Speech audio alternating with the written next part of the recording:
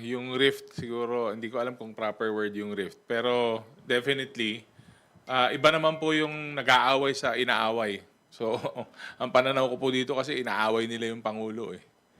So, kitang-kita naman po, it's very obvious na sisi dito, sisi dyan. Pero at the end of the day, we all should be accountable for our actions.